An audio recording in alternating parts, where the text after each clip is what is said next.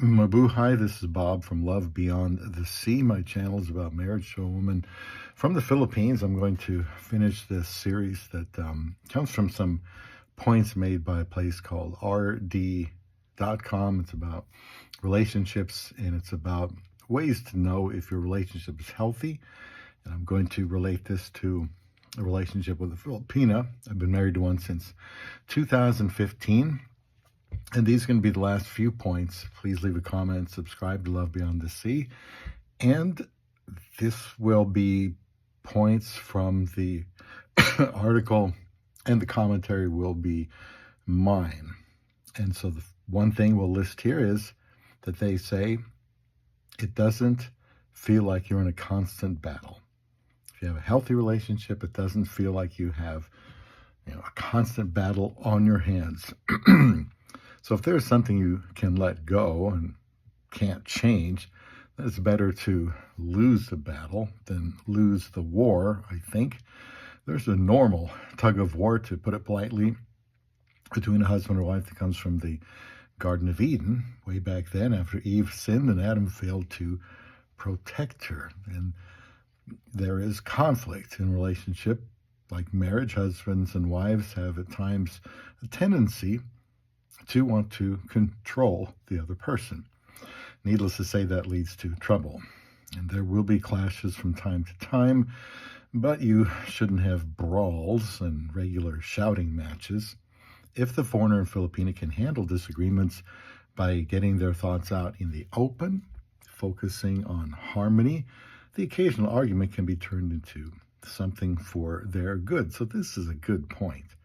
Constantly battling, well then, you just have maybe too many differences, or there's a communication problem that you have to try to figure out. Another one is you can fight, argue, but not freak out about it. That's another sign that your relationship is healthy. And this may be difficult to go through with a Filipina, but gives you confidence that you can work through difficulties relatively quickly. And the reason I say this is because she's from a faraway country in most places. My wife was about 9,800 flight miles from me when we got married. And it's a different culture. You might have an age gap, large one. And people who are just waiting for your relationship to implode. It's tempting to press a little bit harder than usual to get things fixed, or to have things work out, because you've got to, impress other people or validate your decision to marry them.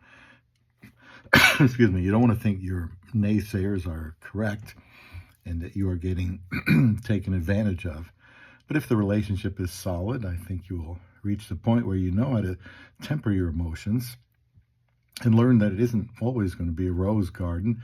You learn to bite your lip, tell yourself that it's going to be all right. You want what is best for both of you, and you don't have to have things the way that you prefer all the time. Excuse me. Another way that shows your relationship is healthy is you're just comfortable with each other.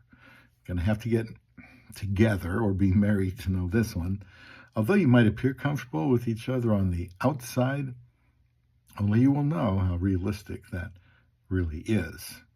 I am most comfortable when I am with my wife, no doubt about that, and she knows this. This may be because she meets certain needs that I have, like companionship and touch, investing myself in something worthwhile like her.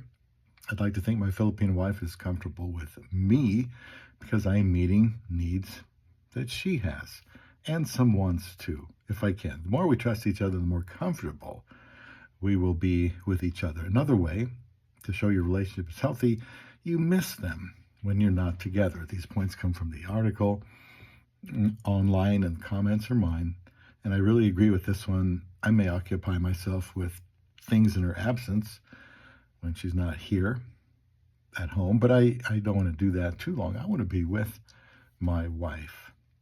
I can't imagine being away from her for a couple days even, and not feeling like I miss her. And the last one I'll mention here is you can make decisions together. It's a good sign. I don't know how it can be any other way. If decisions are not made together, why? If they are not made together, the odds are that the couple is not in sync and their long-term goals might conflict. And I agree with the author that this is a good sign and a necessary one. I think the first indication I had that we had a stable relationship was when we survived multiple initial arguments over time when a foreigner travels the other side of the earth to marry someone from another country and culture. I believe it's going to be a longer than usual getting to know each other's stage. I didn't let that deter me from asking my wife to marry me. We got married in only 54 days, and I hope that no one is waiting until everything seems perfect before the two of you get married, because again, there will always be conflict, even by committed people, but they can and should be able to work it out. Even as solid as a relationship between a foreigner and Filipina will take continued nurturing and adapting and devotion to each other to stay that way.